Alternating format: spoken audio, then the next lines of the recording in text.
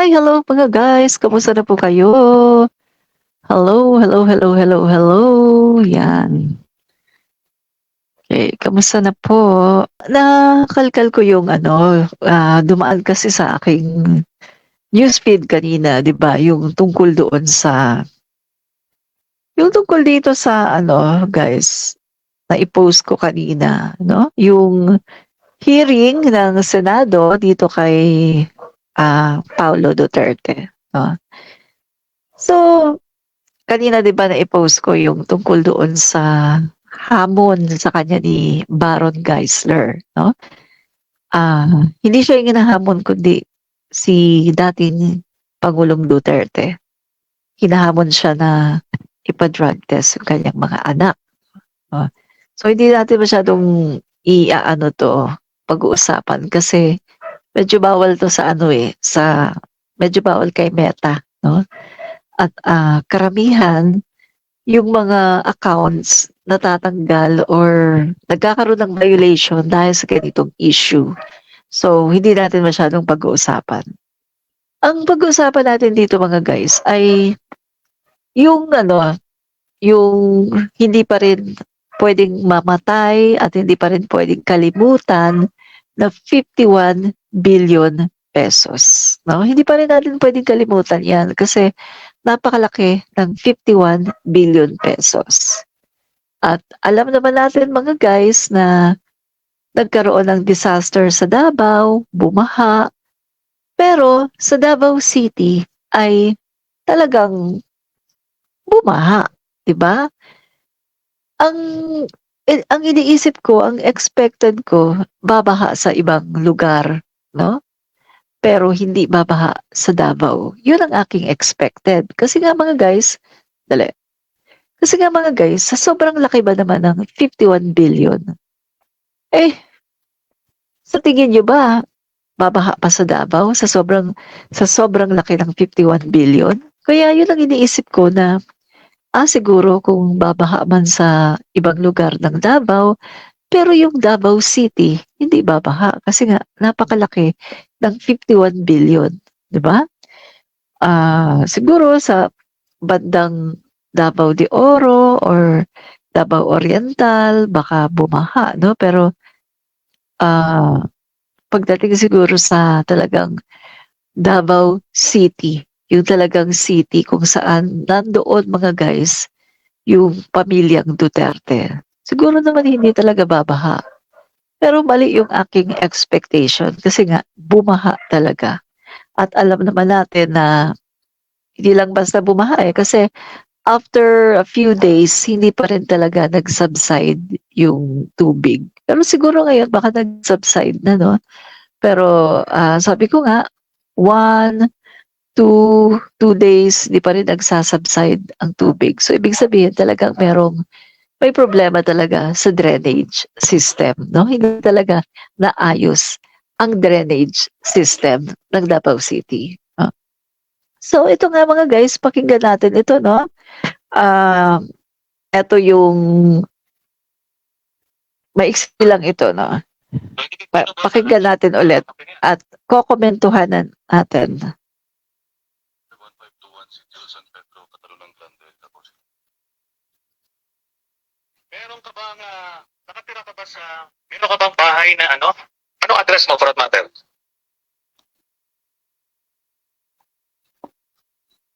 Mr. Chair, 1521 City San Pedro, Catalunan Grande, Davao City. Yun ang address nyo. Sino yung nakatira sa ano? Number 9 Atlantic Avenue, Ecoland Subdivision, Phase 3, Davao City. Mr. Chair, nanay ko po, pati si Mayor Inday. Okay. Ang birthday mo is March 24, 1975? Yes, Mr. Chair. Okay. Meron kang account sa Philippine National Bank, Santa Ana, Davao? Yes, Mr. Chair. Meron. Account number 306-949-00020. Meron po ba? Mr. Chair, do I have to answer this irrelevant question? you wish to answer, you may do so. I refuse to answer anymore. Bakit niya nire-refuse? Wala namang, it's up to us to determine what is relevant or not. Mr. Chair, this is not part of the inquiry. Well, I will tell you kung paano magiging ano yan. I will drive at that point later. Meron ka bang bangko sa Rizal Commercial Banking Corporation, RCBC? Mr. Chair, I refuse to answer. Sa Bank of the Philippine Islands, Davao, main branch. Mr. Chair, I refuse to answer. Bakit? Mr. Chair, can I know kung the Vice Mayor is invoking the right against self-incrimination? You may ask him. You cannot outrightly refuse. I am invoking the right to privacy, Mr. Chair. Which part of the rules, Mr. Chair, that the resource person can invoke the right to privacy? Because I have the rules. No, but let him. Mr. Chair, there is a law in the Constitution about the bank secrecy, and I have the right to privacy.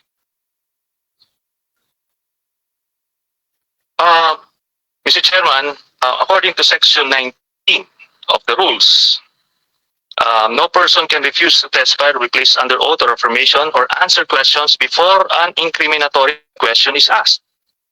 So, apparently the basis that he raised is not included in our rules, Mr. Chairman. Are you invoking a right against self-incrimination? Yes, Your Honor.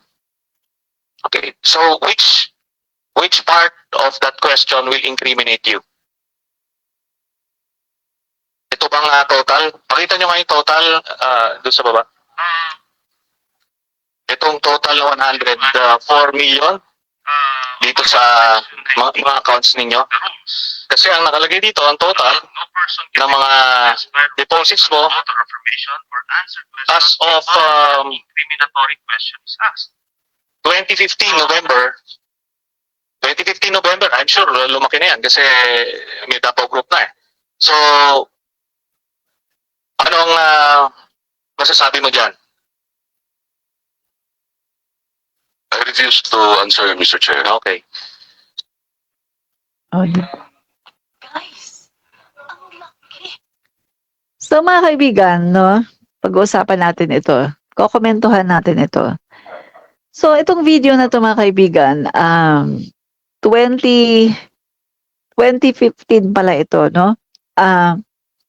2017. 2017 ito, nang nagkaroon ng hearing sa Senado tungkol dito sa ang pinaka nito, ang pinaka purpose ng hearing na to mga guys, kasi si Paulo Duterte ay pinagbibintangan, no?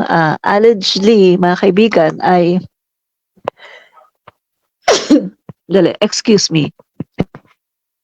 Allegedly, mga kaibigan, ay pinagbibintangan siya na sangkot sa smuggling, no? Smuggling ng bigas, ng mga shabu, or sabihin na natin pulburon, no? Yung mga illegal na kontrabando. At hindi lang yan, allegedly ay sinasangkot din siya doon sa mga ukay-ukay na kung naalala niyo mga kaibigan, noong sa panahon noon ni Pangulong Duterte, no? Sa panahon ni Pangulong Duterte, merong pumutok na issue na saglit. Itong issue na ito mga kaibigan ay napakarami daw na mga ukay-ukay na pupunta sa Davao, no? Diretso sa Davao. Tapos, hindi siya dumadaan sa custom, no? So, kung nabalitaan niyo yun, mga kaibigan, mga ukay-ukay, sandali titingnan ko,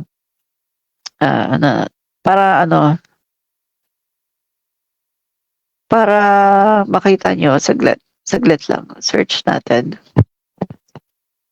Kasi ukay-ukay,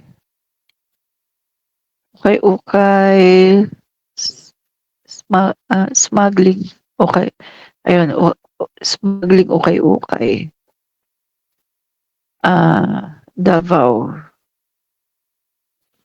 City. Dali ah. Okay.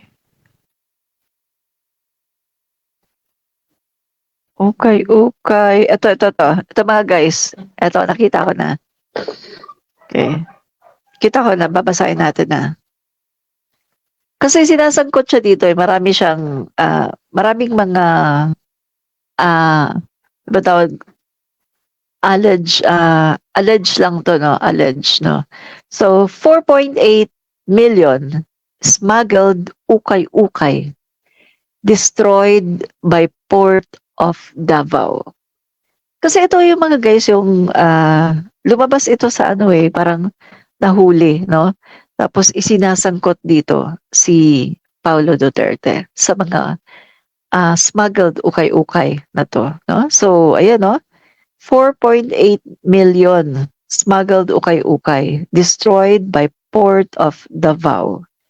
Davao City, 10 containers of smuggled ukay-ukay or used clothing worth 4.8 million intercepted at the port of Davao.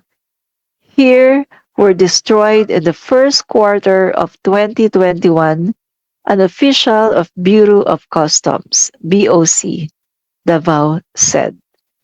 Attorney Erastus Sandino B. Austria, District Collector of BOC Davao, said that there's no let up in their efforts to secure the borders of the region just to ensure that the contrabands would not reach the local market. No? So, eto yun mga guys, itong mga ukay-ukay na to ay, ano, aside from used clothing, he added that the collection District 12 of BOC Davao also seized cigarettes worth of 5.716 million. Daming mga guys, so iba-iba, no? Meron ding mga medicine worth of 447,617 medicines and cosmetics, no?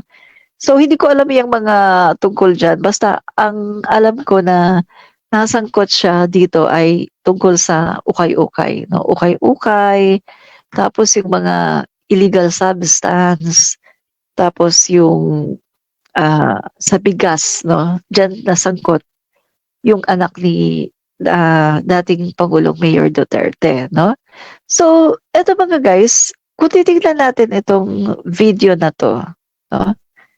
Etong video na pinanood natin kanina na siya po ay ini-inquest doon sa Senado, no? Tinatanong siya sa Senado tungkol dito sa mga napakaraming mga bank accounts, no?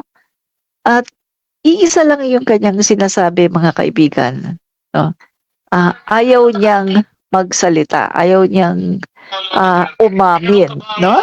Nakatira ka ba sa... Okay, ulitin natin na. Okay. Ang birthday mo is March 24, 1975? Yes, Mr. Chair. Okay. Meron kang account sa Philippine National Bank sa Taana, Davao? Sige, buksan mo. Yes, Mr. Chair. Buksan mo lang. Account number 306-949-00020. Salamat. Meron po ba? Mr. Chair, do we have to answer this irrelevant question? Ayaw niya sumagot. If you wish to answer, you may do so. I refuse to answer anymore. Ayaw niyang sagutin, mga guys. Bakit ayaw niyang sagutin? Di ba pwede namang magsabi lang siya ng yes or no? Sabihin niya, no, kung no, yes naman, kung yes. Salamat. Yan. Diba, bakit kailangan siyang mag-deny? Diba? Tuloy natin.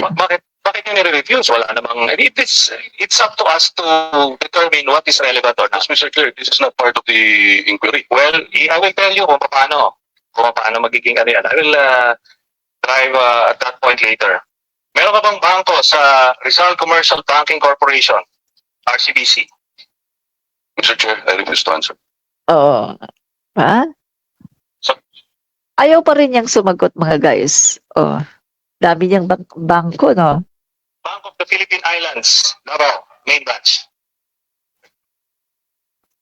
Mr. Chair, I refuse to answer. Bakit? Mr. Chair, can I know kung Ayaw pa rin the niya Vice Mayor sumagot. is invoking the right against self-incrimination? You may ask him. You cannot outrightly refuse. I am invoking the right to privacy, Mr. Chair.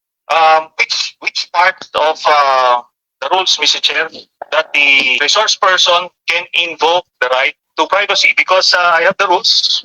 No, but let him. Mr. Chair, there is a law in the Constitution about the bank secrecy, and I have the right to privacy. Saglit. Bank secrecy. Parang pagkakaalam ko, ang sa bank secrecy, mga kaibigan, ay involved ba dun yung ano?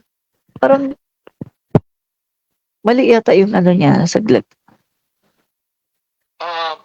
Mr. Chairman, according to Section 19 of the rules, no person can refuse to testify or be placed under oath or affirmation or answer questions before an incriminatory question is asked. So, apparently the basis that he raised is not included in our rules, Mr. Chairman. Are you invoking a right against self-incrimination? Yes, Your Honor. Okay, so which part of that question will incriminate you? Ito bang total? Pakita nyo nga yung total doon sa baba. Itong total na 104 million dito sa mga accounts ninyo. Kasi ang nakalagay dito, 104 total million. ng mga deposits mo. So mga guys, 104 million ang total noong kanyang bank accounts. 2015 yon mga guys, 2015, no? Yung mga bank accounts na yon ay 2015. Yung pag-inquest naman ni Trillanes sa Senate ay nangyari 2017. So sinabi nga ni Trillanes dito na baka mas malaki na ito ngayon. So alam naman natin na nanalo si PRRD at naging pangulo noong 2016. At alam naman din natin na noong si RRD ay nanalo, 3 taon mga guys na ang kanyang anak ay talagang pinaboran niya pagdating dito sa pagdating dito sa mga budget ng Kongreso, no? Approve yan. Sabi nga nung mga nagpo-post, no, yung gumagawa ng mga t-shirt, mga guys. 51 billion, approve yan ni tatay, no? Talagang sa Bisaya parang gipalabon, no? Gipalabon si Pulong kay syempre tatay niya ang pangulo ng Pilipinas, no? So, kung titingnan natin dito mga guys, kung napanood nyo yung inquiry, no, hearing ng Senado tungkol dito sa smuggling, kasama din dito mga guys yung ayaw din magpakita ni Pulong ng kanyang likuran, no? Yung tinatanong siya tungkol doon sa tattoo, no? Kung meron siyang tattoo, no? So, ito yung mga guys, no? Ito yung hearing na ito sa Senate, magkakasunod-sunod yan eh. Kasama ito doon sa hearing doon sa tinatanong ni Trillanes, no? Yung tungkol doon sa tattoo kasi ang gustong i-establish dito ni Trillanes ay yung etong si Pulong ay kasama nga doon sa triad, no? Doon sa triad, doon sa pagkakasangkot niya sa illegal na droga at doon sa pagkakasangkot niya doon sa mga smuggling, no? Smuggling ng bigas, smuggling ng mga illegal substance na nanggaling sa China at smuggling din ng ukay-ukay, no? Kasama 'yun eh. So, dito mga kaibigan, kung titignan natin, ang dami-dami niyang mga bank accounts pero hindi siya umaamin. Napakadali lang naman sabihin na, oo, bank accounts ko yan, pero bakit hindi niya kayang aminin, di ba? So, para sa akin kasi mga guys, kapag ang tao ay hindi umaamin, Pakasarado. Yan. 'Pag ang tao ay hindi umaamin 'no, doon sa mga tinatanong sa kanya, may something 'yun mga guys, 'di ba? May something 'yun, eh, bakit hindi ka aamin? Madali lang naman sabihin mo, "Ay, hindi totoo 'yan, hindi naman sa akin 'yan, eh." Pero siguro hindi siya makapagsabi na hindi sa kanya kasi under oath siya. At alam naman talaga, siyempre alam naman talaga ni Trillanes kasi siyempre nakuha na niya yung mga data, eh. At alam niya talaga na kay Pulong talaga yung mga bank accounts na yun. So si Pulong mga kaibigan, mas pipiliin na lang niya na to invoke, no? Yung kanyang karapatan to keep silent. Kaysa naman sa magsabi siya na no, pagkatapos ano lang siya, di ba? Mako-contempt lang siya at baka makulong pa siya. Kasi under oath siya eh. So, nagsabi na lang siya na hindi siya sasagot, no? So dito, napakalaking ano nito mga guys eh. Kasi kung wala kang kasalanan, kung hindi totoo yung mga binibintang sa'yo, bakit hindi ka sumasagot at bakit natatakot ka? Yung mga question na napakadali namang sagutin ng yes or no at napakadali namang sabihin, oh, akin yan. Pero bakit hindi niya kaya? Obviously, parang meron talaga siyang itinatago, no? So, parang totoo talaga yung sinasabi niya mga guys na hindi talaga siya magugutom, no? Kahit na hindi siya, kahit na i-cut yung kanyang budget sa kanyang distrito, ay hindi talaga siya magugutom. Kasi nga kita niyo naman, di ba? 104 million noong 2015. 2015 lang yon. Eh paano na mga guys, no? Naging pangulo pa ang kanyang tatay, 'di ba? So, yun talaga masasabi natin na merong something talaga mga guys ah, dito kay Pulong 'no? So, basahin ko na muna yung mga okey, basahin natin. Ah, with joyful spirits, Edgardo Cruz, good evening admin, yan. Good evening din po 'no? Saglit. Ah, ito na nga ako magbabasa. Saglit guys, ang daming distraction, eh. Pero kasi ano, naglalaro kasi ng chess dito sa ano, sa labas. Eh, pinapasara ko yung pintuan. Yan, 'di ba? So, nasaan ang 51 billion ni Pulong? Ferry Koy. Oo nga, hahanapin natin 'yan. Ruth LG, salamat po sa panonood. Carolina de la Cruz, good evening Madam Rich. Good evening din sa'yo.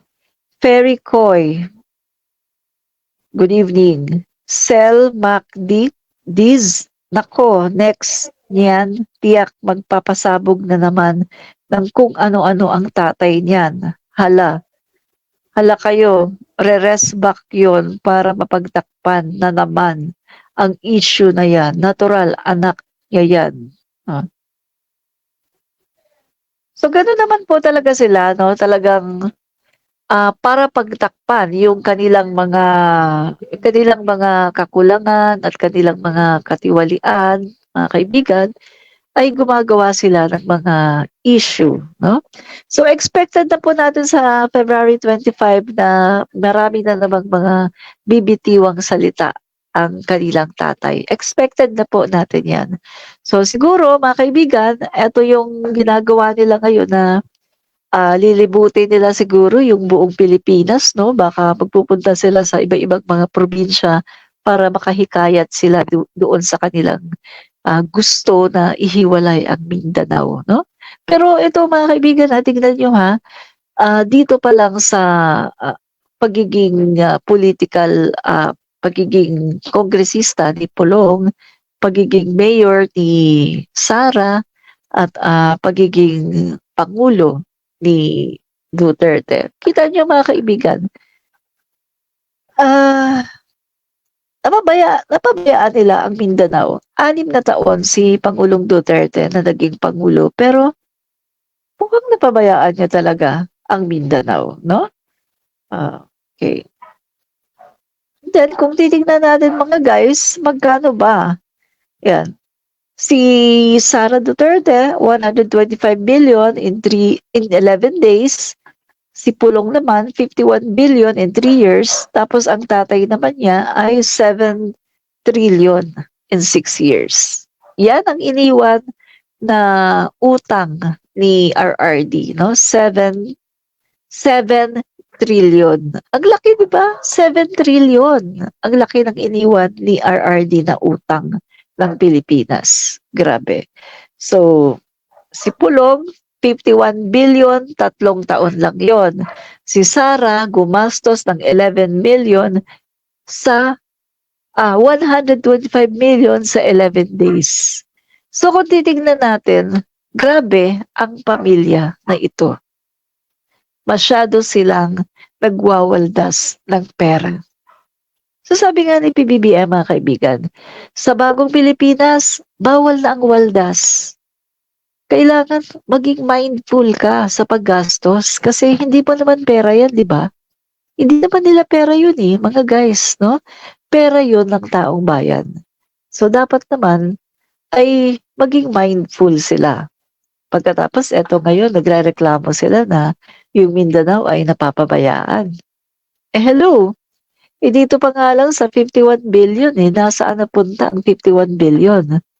Tanong ko lang sa mga taga Mindanao naramdaman niyo ba ang 51 billion? Naramdaman niyo ba yan? Palagay ko, sa pagbaha sa Davao, siguro parang hindi niyo talaga naramdaman. Kasi bakit bumaha ng ganyan sa Davao? Kain, ulam. So, yan ang masasabi natin, no? Nasaan ba talaga yung 51 billion, no? At itong 7 trillion. Guys, tingnan nyo 7 trillion. Napakalaki nito, 7 trillion. Ano ang nangyari sa Pilipinas? Ba? Oh. So, kung patuloy na mamumuno ang pamilya na ito, ano na ang mangyari sa ating bayan? Diba? So, yun na lang isipin niyo mga guys, kung magpapatuloy ang pamumuno ng pamilya na ito, ano na ang mangyayari sa ating bayan, no? Na nakikita natin na masyado silang mga waldas, no? Belicia Faustino, Lequin, tama yan, mahiya sila. Ha ha ha. Sana po sa kanila magsimula, Heidi Latosa. Inalagaan niya kasi ang mga incheck. Correct po. Maria Corazon Velasquez, may bagong gimmick na naman po si Super Ate. O nga po Shout out po Ma'am Admin Rich from Valenzuela City po. Yan, shout out po sa inyo Maria Corazon Velasquez at sa lahat ng taga Valenzuela. Yan. So, abangan po natin kung sasama si Amy, no, sa Cebu, no. Abangan natin kung sasama siya sa Cebu, no. So, eto, makapal na lang talaga ang mukha ng mga yan. Lalong makapal ang mukha nila. Kung pagdating sa Cebu rally, prayer rally daw na sinasabi nila, ay gagawin na naman nila yung kanilang pagmumura, panlalait kay PBBM. Ito lang ang masasabi ko sa taga Cebu. Huwag na huwag kayong makikisama sa gagawin na prayer rally daw. Pagkatapos puro lang pagmumura, panlalait sa ating Pangulo. Dahil daw, baka mamaya mangyari sa inyo ang nangyari sa Davao. Baka magkaroon din kayo ng disaster. Pagkatapos ng prayer rally. Diba? Pagkatapos ng prayer rally sa Davao, mga kaibigan, 28. Pag 29, ayun na, nagkaroon na ng disaster. So mahalata mo talaga na yung disaster na nangyari sa Davao ay talagang pag yung galing sa taas. Parang karma sa mga Duterte. Ang kaso mga guys, nasama yung mga taga Davao. So kayo ngayon na mga taga Cebu, pinapayuhan ko kayo kung may balak kayo, no, mga taga Cebu, kung may balak kayo na pumunta sa rally na yan. Dahil nandun yung mga Duterte, dahil nandun yung ibang mga personality. Pues ito sasabihin ko sa inyo, huwag na huwag kayong makikonform sa kanilang mga masasamang gawain. Dahil kung hindi, hmm, baka makasali kayo. Kawawa naman ang taga Cebu. Baka mamaya, after ng prayer rally nyo daw, ay magkaroon kayo ng disaster. Diba? Katulad ng nangyari sa Davao. Diba? So, yan mga guys, no? Tatanungin natin ngayon, bakit ang mga Dutertes, bakit si Pulong? Tinatanong siya, hindi siya sumasagot.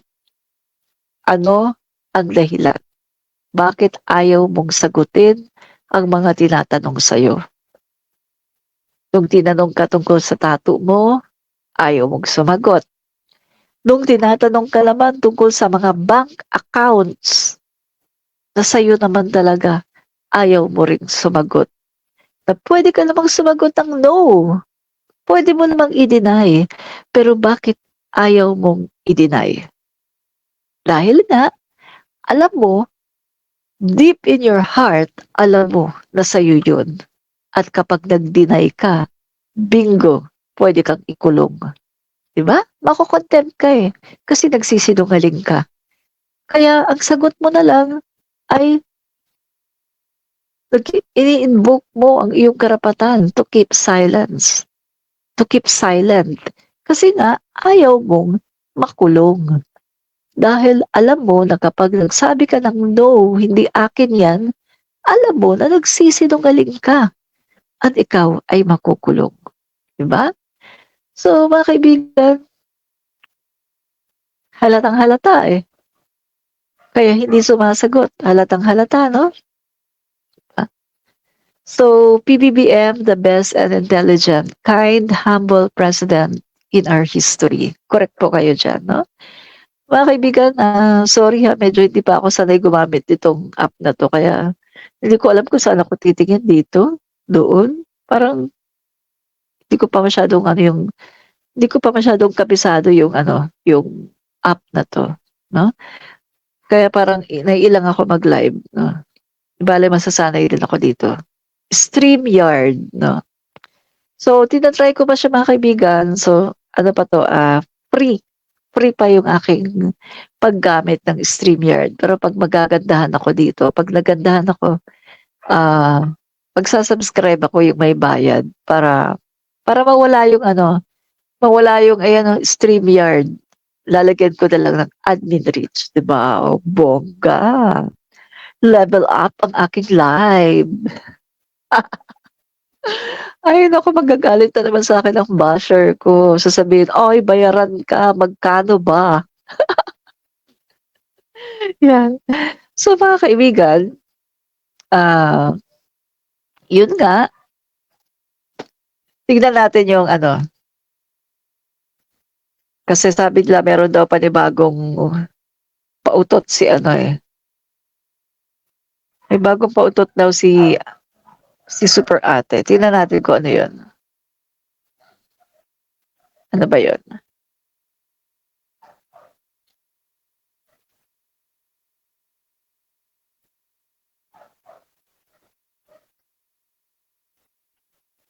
Ah,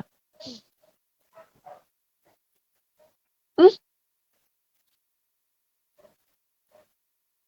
tignan natin. Tignan natin 'to. Ano ba gustong i-face out? Jeep o driver?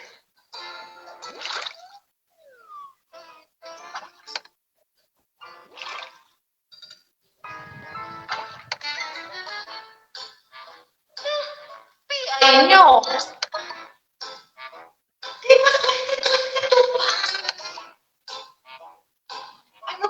gustong i-face out? Jeep o driver? Ano pa utot yan? Grabe. Mga kaibigan, ito, kita nyo di ba wala namang etong jeepney modernization.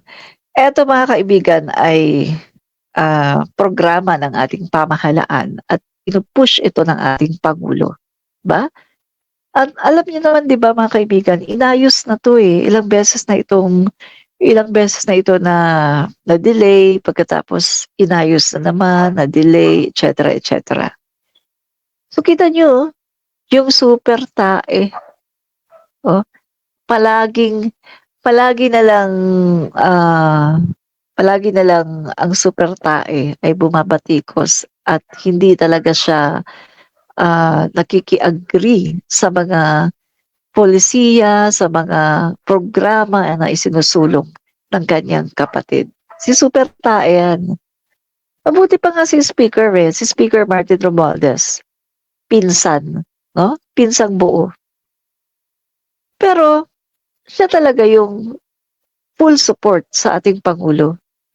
Pero yung super tae, binaliktad ko ate. No? So dahil sa hindi siya sumusuporta, palagi siyang bitter, palagi siyang toxic. So hindi na siya super ate, super tae. Tama doon si JDB, di ba? Yun yung sinasabi ni JDB. Hindi na super ate, kundi super tae, di ba? So, si super tae, mga kaibigan, noon pa to ganito na no? So, wala siyang magandang pagtingin doon sa mga pulisiya ng ating Pangulo. Palagi na lang siyang ah, disagree. Samantalang sa panahon naman ni Digonio, mga kaibigan, never naman siyang nag-disagree. Pag may mga sinasabi si Digonio, may mga pulisiya, merong mga gustong isulong, palagi naman siyang agree ng agree. No? So, parang naniniwala na tuloy ako sa sinasabi ng iba na baka meron daw, alam nyo na. No? Ay, nako, si super tayo talaga. Oh.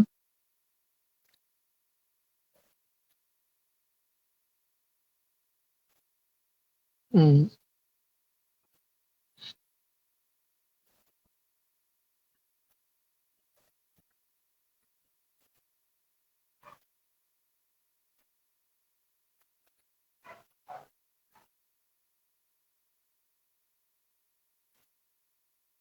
Okay.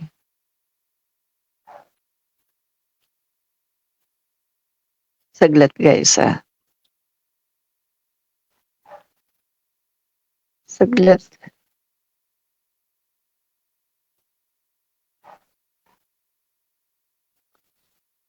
Aha. Okay. Sinagot ko lang yung message kasi very important. Yan. Yan. Okay. Yan guys, tapos ito pa, mga guys, no? Itong mga DD sheets, galit na galit sila dito sa kay Speaker Martin, no? Kasi mga guys, talagang kanilang ginagawang ginagawa nilang masyadong minamagnify nila itong issue na to at talagang galit na galit sila dito. Ayan ito, pinapost pa nila yan, Eto mga guys, yung bigas na may nakalagay, Office of the Speaker, Ferdinand Martin G. Romualdez, no? Yan. So, galit na galit sila dito, guys, sa na to. Yan. Tapos, may mga ayuda. Yan. So, ayaw nila to. Pero, nakita ko, ni-research ko guys noon yung mga pinamimigay ni na RRD, ni na Bongo. At nakita ko na ginagawa din naman pala ni na Bongo, ni na RRD. At kahit si VP Sara Duterte, ginagawa ito. Pero bakit yung mga DD sheets, parang wala silang say. Parang okay lang sa kanila na gawin ito ng mga Duterte or ng ibang mga supporters ng mga Duterte katulad ni Bongo, pero galit na galit sila na ginawa ni Speaker Martin Romualdez. Anong pagkakaiba nun? Pareho lang naman yun, di ba? Sabi ko nga mga guys, sa panahon ngayon, ang daming credit grabber. Kasama na yung mga DD sheets. No? Ang daming credit grabber ngayon. So, natural, mas maigi na nalagyan kasi gagrab na naman nila yan. Sasabihin, ay, hindi naman na yan ang nagbigay dito. Ay, ang nagbigay dito si ano, di ba? So, mas maganda na yung ganito para at least nalalaman din ng mga Dabawenyos na ang opisina ni Speaker Romualdez ang nagbigay at tumulong. Kahit na nilalait-lait nila at palaging galit na galit kay Speaker dahil sa pamumuno ni Tambaloslos Sara Duterte. 'Di ba? Mga kaibigan, sa totoo lang ha, hindi naman galit yung mga Dabawenyos kay Speaker eh. Wala naman talaga eh. Hindi naman talaga sila galit. Kailan lang sila nag-umpisang magalit? Kailan lang nag-umpisang magalit yung mga ibang DD sheets? Nung siniraan ni Sara itong speaker, nung tinawag niyang tambaloslos, nung palagi nilang sinasabi, sinisiraan nila na ito daw yung sumisira sa unit team, na ito daw yung nagsusulsol kay PBBM, sumisira daw kay Sara, tapos sinabayan pa ni Digonio, siniraan din niya na kesyo si Speaker Martin, corrupt, etc. etc. Diba? So sila talaga mga guys ang dahilan kung bakit yung mga tao na sumusuporta kay Sara Duterte ay nagalit kay Speaker Martin. Kasi nga, siniraan nila si Speaker Martin Romualdez sa harapan ng mga tao na sumusuporta sa unit team. Pero kung titignan natin mga guys, sino ba ang naghirap sa unit team?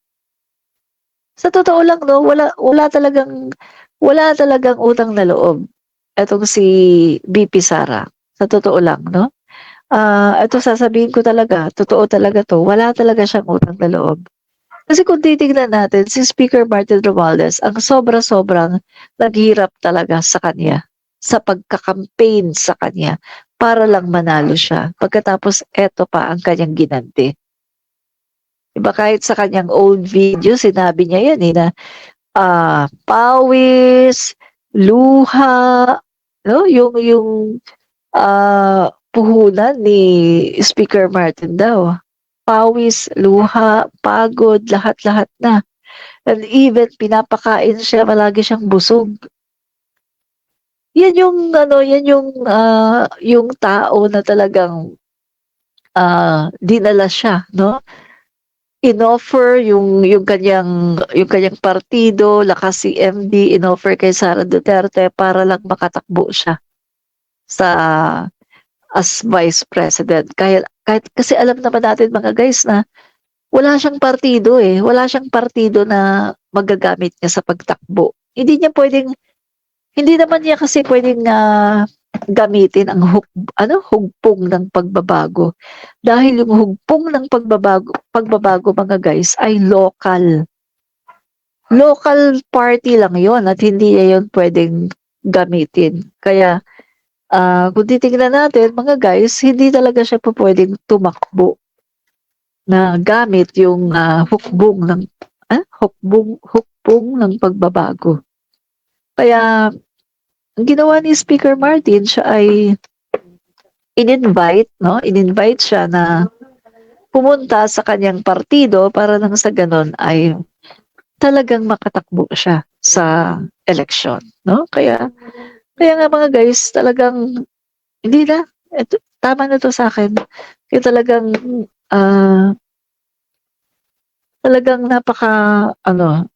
wala talaga siyang utang na loob. Sa totoo lang. No? Mga guys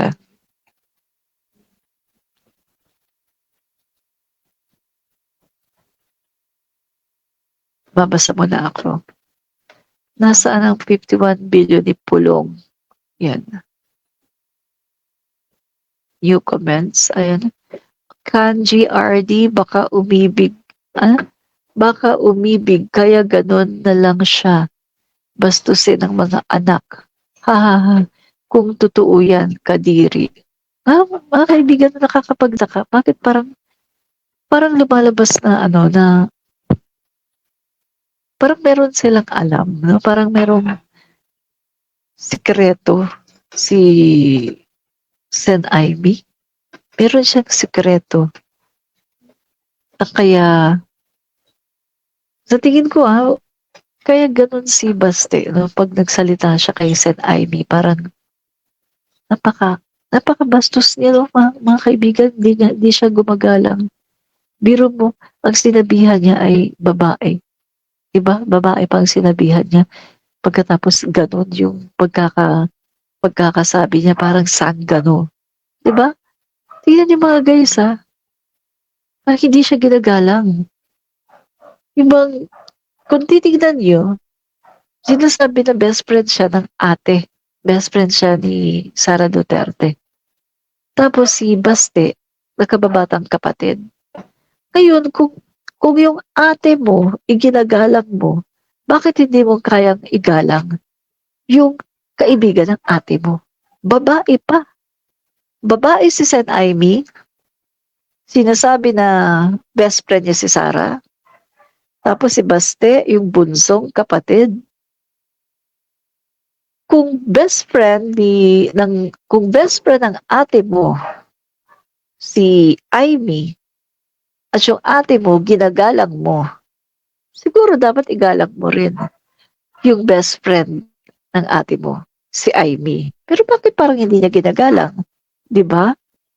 Kaya parang may something parang merong alam yung mga Duterte about Aimee, no? Kaya yung mga tao nakakapag-isip sila na, ay baka merong naging relasyon etong si Duterte, no? At saka si Aimee. Nakakapag-isip ng ganon ang mga tao. So hindi natin alam kung ano ba talaga ang totoo. Kasi bakit ganon? Bakit ganon na lang nakakayang bastusin ni Baste si Aimee? Na kahit na binastos na niya, ay napaka-cool pa rin ang dating ni Aimee. At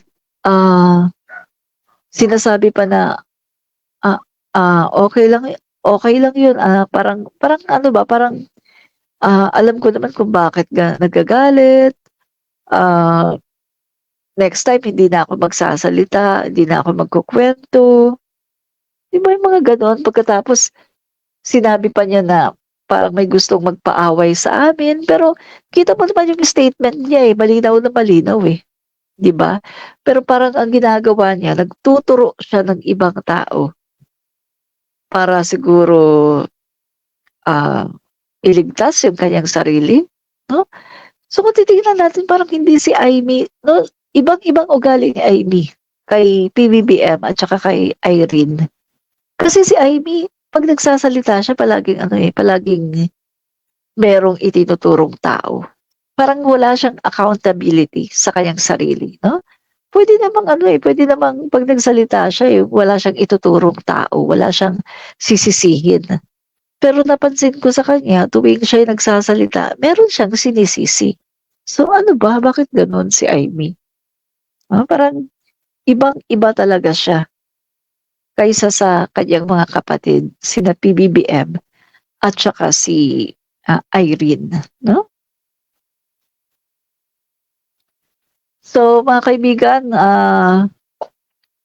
magbabasa na ako ng ginayuma si super ate ng mga Duterte. Parang gano'n nga mga guys, 'no? Parang ginayuma nga siya. Kasi iba sa lahat ng babae alam ang feelings ng umiibig na babae, 'di ba? Opo, 'no? Parang may something na paghihinalaan talaga kasi iba yung kanyang dating. Parang may something talaga. Ah, may MU sila. Carolina de la Cruz, 'no? Baka nga. And baka umiibig kaya gano'n. Oo nga, tama. Good evening po, Admin Rich. Connie Liabres. Good evening din po. No? No IME tayo 2025. Correct. Ame Rusul, super ate na lang po kasi nakain ako habang nanonood ng vlog mo. Oo nga, good evening Ma'am Admin Rich, Evelyn Hernandez. Good evening din po. Ame Rusul, shout out po Ma'am Admin Rich from Silang watching. Hello, shout out po sa inyo dyan sa Silang, Cavite. Carolina de la Cruz, syempre anak, kampihan talaga niya. Tama. Ha? Anak yun, anak lang ng kaibigan, pero yung kapatid niya, hindi niya kinakampihan. Grabe. Sel Baknix, kay PBBM na naman ang bagsak ng pagtira nila niyan. Correct. Tama po. Sigurado. Maya Beronque, nasa bulsa iyan. Malabo nang lumabas yan. Correct po. Nasa bulsa talaga yan. No? Hindi na yan ibabalik ni alam nyo na, 51 billion. So maraming po salamat mga kaibigan at good night po. Naantok na po ako. Bye-bye. Ganun pa rin po mga kaibigan, supportahan po natin ang ating Pangulo at ang buong administrasyon. No? Fight fake news, expose the truth. Bye! Salamat! Maraming salamat po. I-follow natin ang Admin Rich. Kita nyo na mga guys, Admin Reach. ang pinapakalat na balita ng mga taong gusto lang talagang sirain. Comentarista. Nakikita naman natin na ang kanilang mga pinapakalat ay walang katotohanan. Paano pa man karami ng mga taong sa iyo ay gagalit, ang talaga naman ikaw ay hindi ba? Pero, galingan mo lang. Dagdagan mo lang mga kaibigan. At the end of the day, performance does apply. Ito po mga kaibigan, hindi si Admin Rich. Fight fake news, expose the truth. Part